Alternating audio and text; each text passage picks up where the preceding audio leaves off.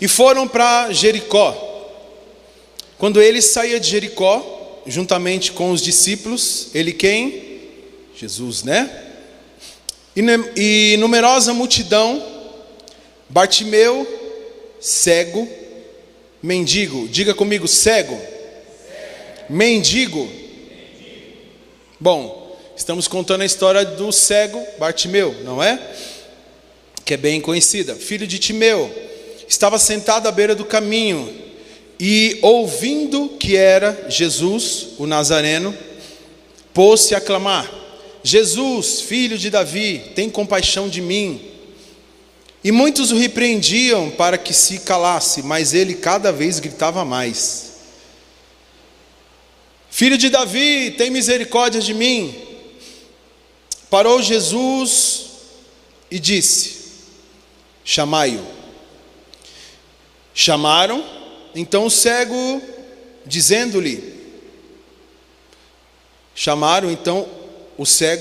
dizendo-lhe: tem bom ânimo, levanta-te, ele te chama. Lançando de si a sua capa, levantou-se de um salto e foi ter com Jesus. Perguntou-lhe Jesus: que queres que eu te faça? Respondeu o cego: mestre, que eu torne a ver. Então Jesus lhe disse: vai, a tua fé te salvou. E imediatamente tornou a ver e seguia a Jesus estrada afora. Amém? Bom, primeiro ponto, falando sobre atitudes de alguém que quer vencer. Bom, como vocês viram em Mateus 10, 47, nós, a partir do 46, né, mas falando especificamente agora do versículo 47, diz assim: e ouvindo que era Jesus o Nazareno. Bom, o cego diz: Jesus, filho de Davi. E aqui dentro desse primeiro parágrafo eu quero abrir 3 pontos com vocês. Então, letra A do número 1, né? Como a gente fazia na escola, né? Então, nesse primeiro parágrafo eu quero abrir a letra A com vocês. E a primeira grande revelação é: o cego disse: Jesus, filho de Davi. Bom, a revelação é muito simples. O cego, ele conhecia a história de Jesus. E quando eu digo história, não é que Jesus já tinha uma história muito grande. Vocês sabem, o ministério de Jesus foi muito curto. Ele viveu durante 33 anos, mas o seu ministério foi muito curto. Mas curto o suficiente para aquele cego que estava ali mendigando conhecesse a sua história. Esse é o ponto A. O ponto B é: o cego reconhece a sua história. Porque primeiro ele diz Jesus, então ele conhece de quem ele estava falando. E o segundo ele diz filho de Davi, ou seja, ele reconhece a história de Jesus. E qual a diferença de conhece e reconhece? É muito simples. Quando ele diz Jesus, ele estava dizendo de que ele já tinha ouvido falar de um homem que chamava Jesus, que podia curar pessoas, que estava fazendo sinais, maravilhas, etc, etc. Bom, quando ele reconhece a sua história, quando ele diz filho de Davi, ele está fazendo menção daquilo e da onde ele veio, respeitando a sua história. E aí a parte C disso tudo é que o cego, além de saber e reconhecer, ele sabia da sua descendência. E é por isso que ele disse filho de Davi. Se você não conhece a genealogia de Jesus, leia Mateus capítulo 1. Lá fala da história desde os seus antepassados, o primeiro, até chegar na pessoa de Jesus Cristo. Então aquele cego, ele conhece a história de Jesus, reconhece a sua história, reconhece a sua descendência. Segundo, o cego, ele reconhece de que ele, o Jesus, era o Messias, o Salvador. E como é que nós podemos chegar nessa conclusão? Muito simples. Quando ele diz Jesus, filho de Davi, como eu disse, ele faz um reconhecimento da genealogia de Jesus. Mas também ele faz reconhecimento da história e o porquê ele chamava ele de filho de Davi. A história contada na Bíblia nos diz, no Velho Testamento, de que o Messias seria um judeu, ou seja, ele viria da tribo de Judá, ou seja, ele viria da família de Davi. E é por isso que o cego, ele conhece, reconhece e faz menção da sua descendência. Ou seja, o cego naquele momento, ele destrincha o seu coração na presença de Jesus, dizendo assim: eu sei quem o Senhor é, eu sei de onde o Senhor veio, e eu sei o que o Senhor pode fazer. Você pode dizer amém? Bom, como eu disse, a genealogia de Jesus está em Mateus capítulo 1, você pode ler lá. Esse é o segundo ponto. O terceiro ponto, e talvez seja a maior revelação que eu vou te dizer hoje. Você vai ficar assustado, porque talvez você nunca tenha ouvido o que eu vou dizer agora. Se prepare. Se o Jé estivesse aqui, eu ia pedir para ele fazer aquele negócio dos tambores. Repita comigo, antes de saber a frase toda, hein? Está preparado aí? Diz amém. Diga assim: o cego. Mais forte, vamos lá, diga: o cego era cego. E aponta para o irmão e faz assim, ó. Isso. Que revelação é essa, pastor? Lembrando de que o homem era cego, e por conta da sua cegueira ele mendigava, mas ele não era surdo. O texto diz exatamente assim: e ouvindo o cego. Continuo não entendendo a revelação. É muito simples. Eu vou te responder. O cego, ele tinha uma deficiência. Ele era cego. E é por isso que a revelação é que o cego era cego. Você continua não entendendo nada? Diga sim. Eu sei que você não está entendendo nada. Porque eu também não entendi enquanto eu escrevia. Parece brincadeira o que eu estou dizendo. Mas eu volto a dizer, o cego, ele não era surdo. Ele não era manco.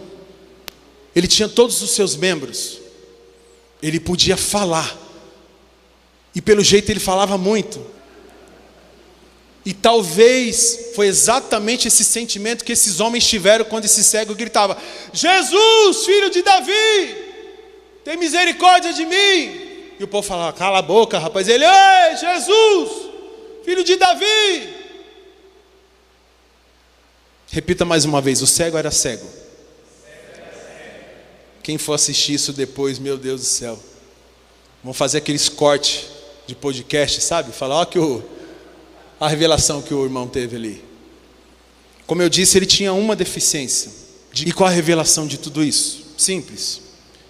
Às vezes por causa de um problema, às vezes por causa de uma situação, às vezes por causa de uma palavra contrária que você ouviu, às vezes por causa de uma coisa que te entristeceu, às vezes por um gesto que te desanimou, às vezes por uma atitude que te frustrou, às vezes por uma decepção que você sofreu, você parou no caminho.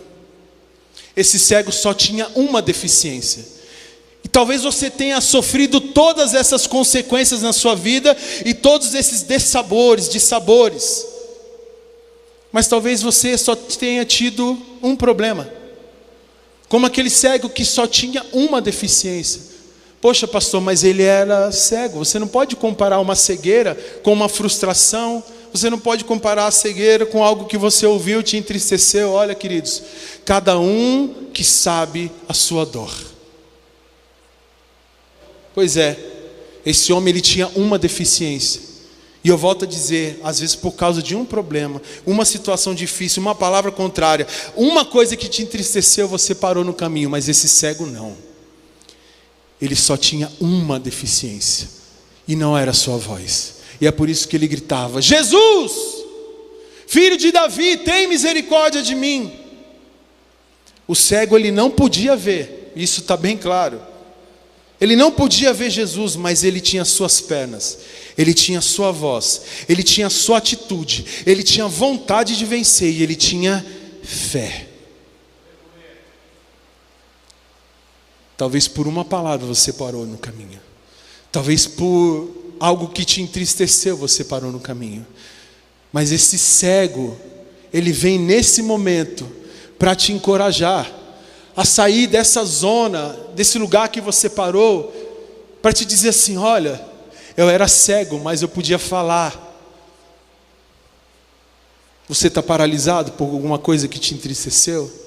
Lembre-se que você ainda tem voz. E mesmo que você não tivesse voz, você tem coração. E mesmo que você, dentro da sua alma, tivesse amargurado nas suas emoções, na sua cabeça, aquilo te afetou de uma forma tão grande que você fala assim: não, eu não consigo falar. Chore. Chore.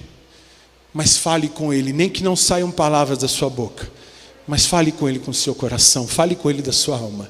Deixe que as suas lágrimas falem por você, mas não deixe que uma situação, 2 ou 3 te façam paralisar. Ele só tinha uma deficiência. Ele só tinha, talvez, uma coisa que pudesse paralisar.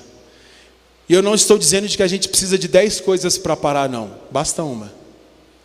Basta uma palavra avessa. Basta um gesto diferente. Algo que você não gostou, é o suficiente.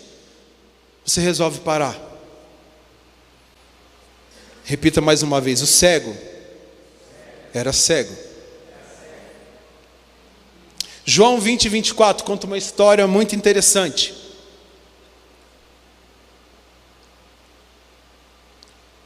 Ora, Tomé é um dos 12, olha de quem eu vou falar, Tomé.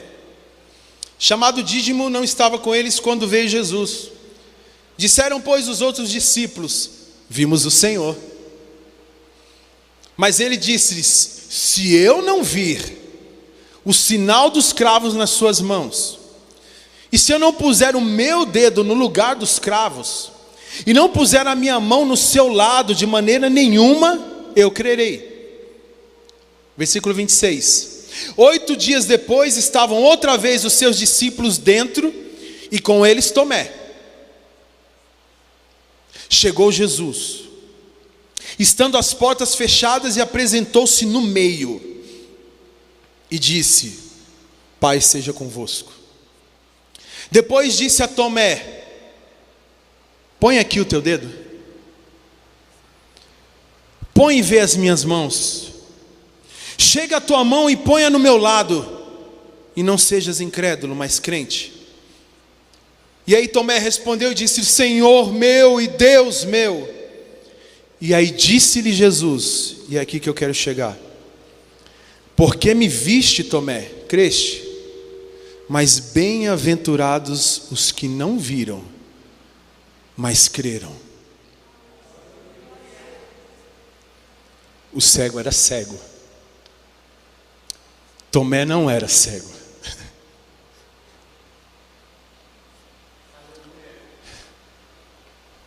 Mas Tomé estava paralisado. Jesus havia morrido.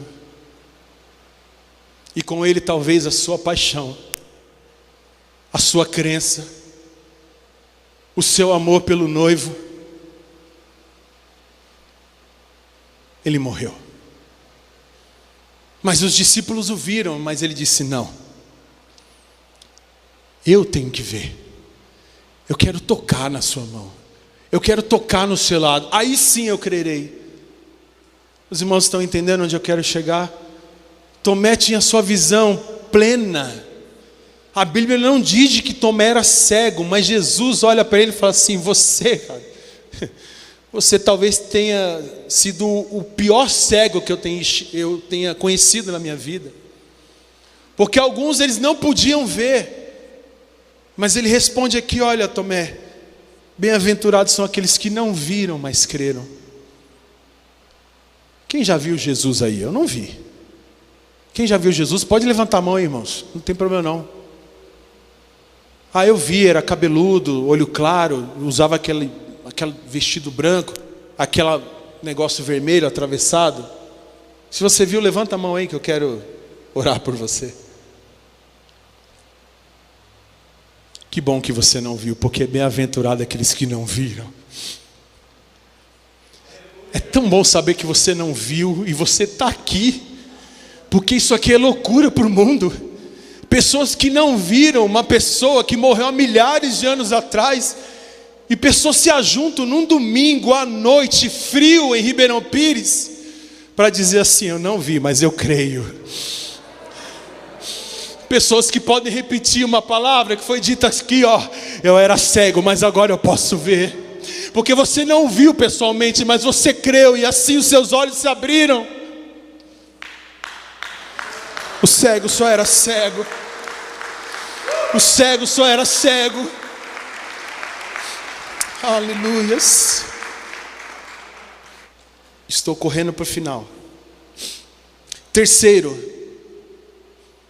repita comigo: ele era persistente. E fé, queridos, é sinal de persistência. Olha a frase que Jesus diz para ele: vê, a tua fé te salvou. Eu creio que Jesus estava falando exatamente da persistência dele. Ele estava falando de algo que ninguém entendia.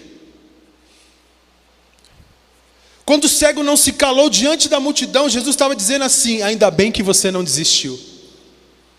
Ainda bem que você insistiu. Ainda bem que quando a multidão disse assim: cala a boca, você disse: ei, Jesus! Quando ele disse assim: vê, a tua fé te salvou. Eu vou traduzir novamente para vocês. Ele estava dizendo assim: cabra persistente. Eita, cabra de fé. Não deixou a multidão. Irmãos, multidão. Eu não tenho ideia de quantas pessoas, mas a Bíblia diz que eram milhares de pessoas. Cheios de fé? Nem sempre. A Bíblia nos conta de que Jesus estava aqui, cura, milagre, mas ele precisava pegar um barco para atravessar até uma outra cidade. E quando Jesus chegava na outra cidade, aquela multidão que estava com ele aqui já estava lá, esperando por ele. Diz a Bíblia que eram cegos, mancos, secados. Sim. Mas Jesus chega uma hora e fala: os discípulos: Jesus, quanta gente aqui. Isso aqui. Fala: rapaz, esse povo está aqui porque eu dou o que comer e o que beber para eles. E evangelho não é isso. Era isso que Cristo estava querendo dizer.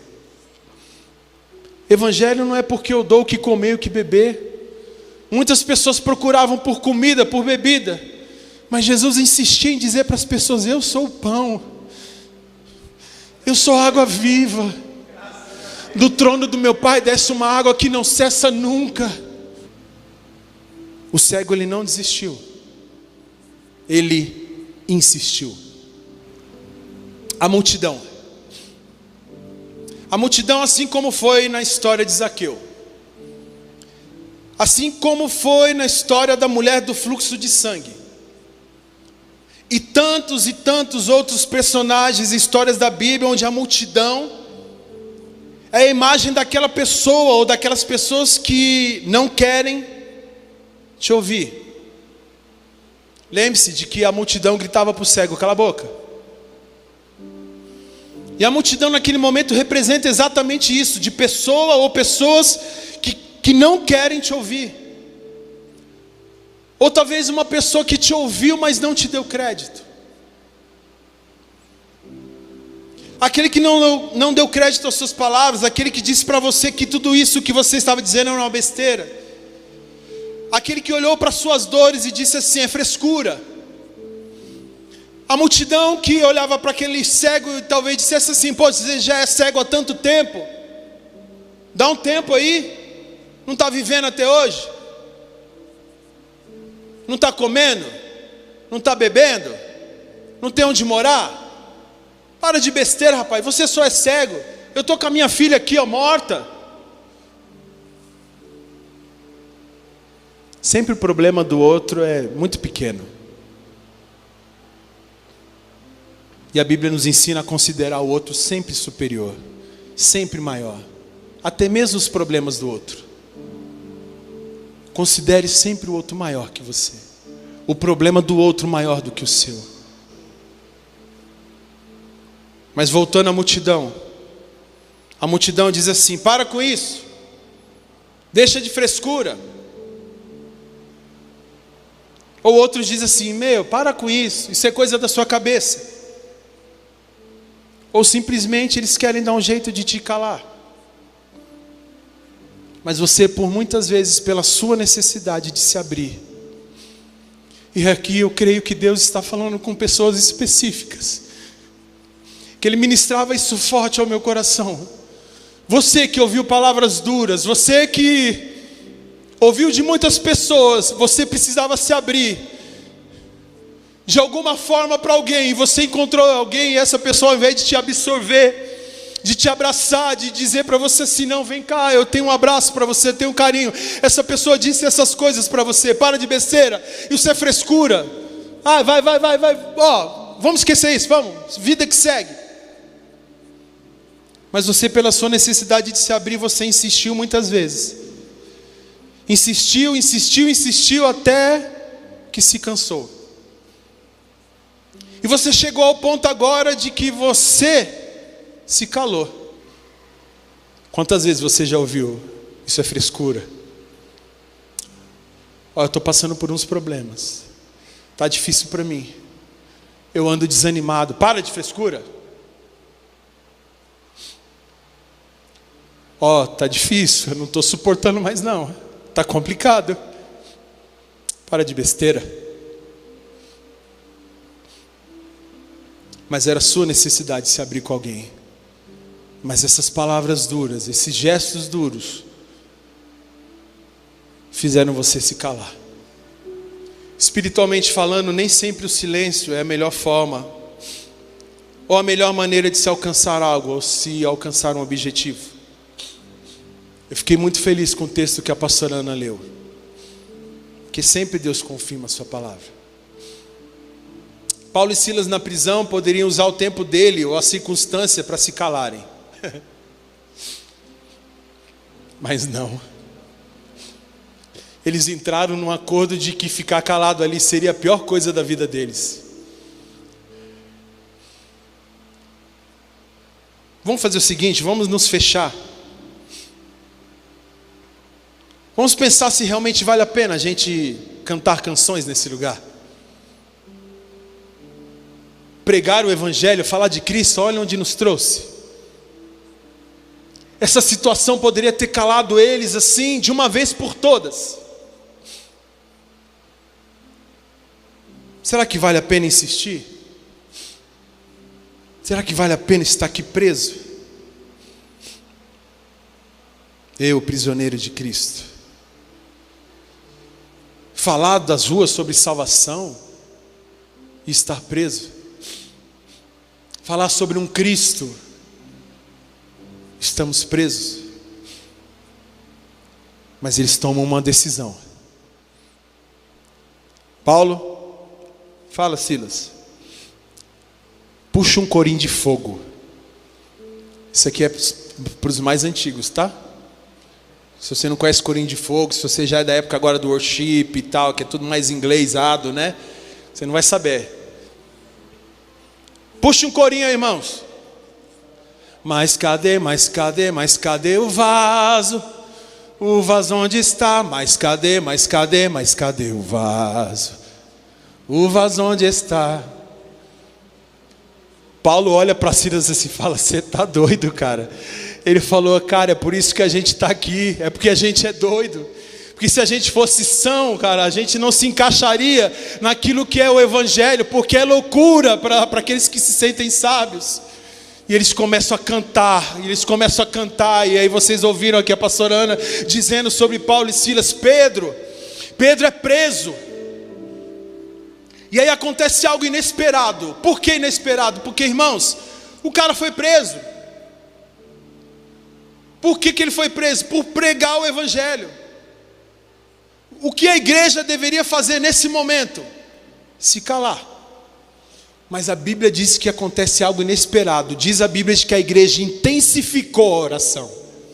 Diz a palavra de Deus de que a igreja intensificou no Evangelho. Diz a palavra de Deus de que a igreja intensificou em falar de Cristo.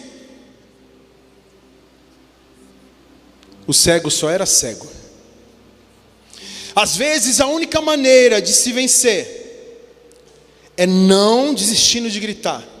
Às vezes só existe uma forma de se libertar ou conquistar algo, e muitas vezes é gritando.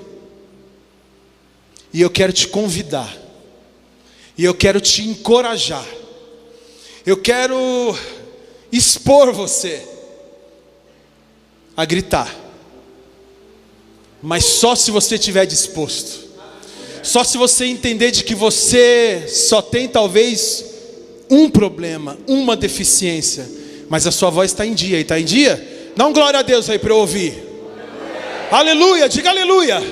Diga glória a Deus. Levanta a sua mão para eu ver se você tem mão aí, se você tem braço. Levanta uma das suas pernas aí agora, uma só, isso.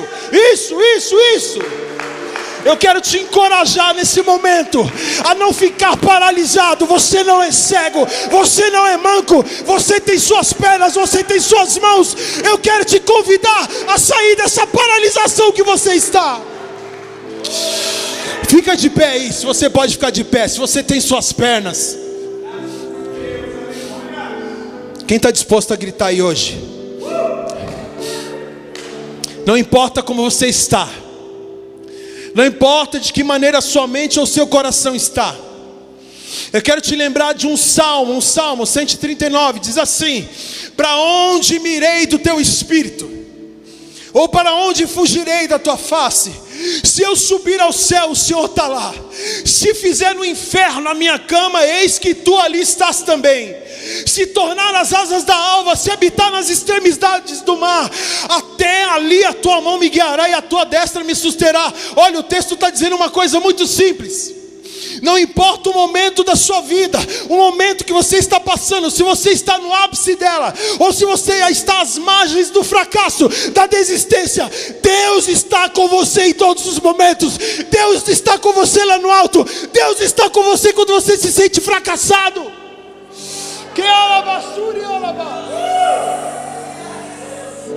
Não importa o momento em que você esteja vivendo agora, se você se sente fracassado, triste, desanimado, pensando em desistir, olha, eu estou dizendo para você não se amoldar à sua situação. A sua situação é ela. A situação é a situação. Você é você. Lembre-se de que um discípulo estava no mar, e pela fé ele andou sobre as águas, mas por um momento ele começou a afundar. Mas lembre-se de que ele estava no ápice da sua vida, porque ninguém mais andou sobre as águas a não ser ele. Mas no momento mesmo, esse mesmo homem que viveu o ápice da sua vida, que ninguém viveria na história e não viveu, ele também passou por um momento em que ele começou a fracassar. E naquele momento em que ele achou que tudo estava perdido, de repente vem uma mão, aquela mesma mão furada, que Tomé só queria acreditar se tocasse nela. Não se amolde à sua situação, a situação que você está passando, as coisas que estão à sua volta. Se o mundo está todo errado, você não precisa andar errado. Se as coisas estão dando errado à sua volta, lembre-se de que os cristãos, nós somos conhecidos por ser o povo que anda na contramão. E aqui eu quero expressar a minha vida para você agora. Dores nos meus joelhos, dores nas costas, possivelmente um princípio de hérnia de disco, cansaço físico, cansaço mental, arritmia, crise de ansiedade, desidrose, dias incontáveis de vontade de desistir, estresse, bruxismo, Muito prazer, Pastor Anderson. Está se sentindo fraco? Está se sentindo pequeno? Está se sentindo largado? Está se sentindo só? Eu vou dizer mais uma coisa que eu disse agora há pouco para o Ministério de Louvor. Você assiste lá, natação, nas Olimpíadas. Cada nadador tem sua raia. Não existem 2 nadadores numa raia só. Se você vê 2 nadadores numa raia só, tem alguma coisa errada. Só existe um caminho para cada pessoa. E aquela raia é a sua. E você olha a sua raia, e comparando ela com a sua vida, hoje você se sente sozinho. E quem nunca se sentiu sozinho? Eu já me senti sozinho. Às vezes ainda me sinto sozinho, mesmo sabendo que eu tenho Deus. Mas de vez em quando vem um pensamentozinho falando assim: você está sozinho. E aí eu me lembro das raias. Aí eu olho assim, ninguém nas minhas raias, eu falo: oh, aleluia, é o meu caminho, ninguém está nele.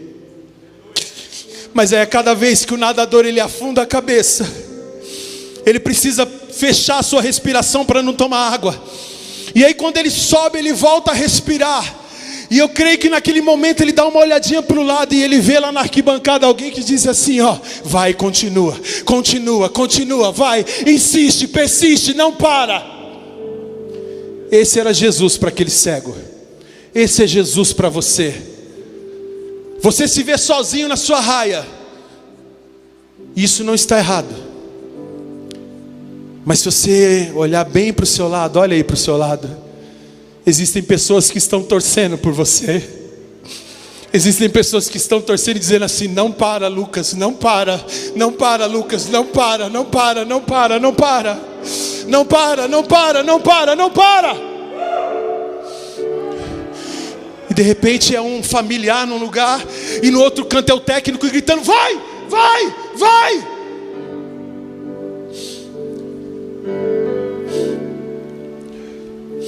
Quem está disposto a gritar? Quem está disposto a gritar?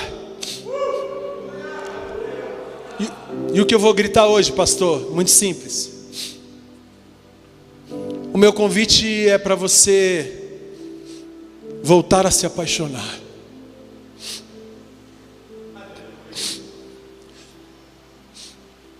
Não por essas paredes aqui. Não pelo cargo que você exerce. Não por fazer parte da transmissão, das letras, do louvor, do corpo diaconal, por ser um pastor. O meu convite é para você voltar a se apaixonar pelo noivo.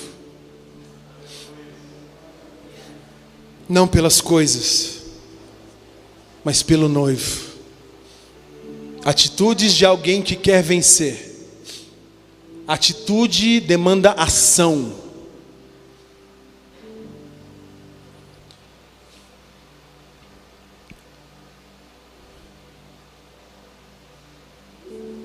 Jesus, eu creio, há um milagre me esperando no altar. Tua glória está neste lugar, eu sei, vem sobre mim,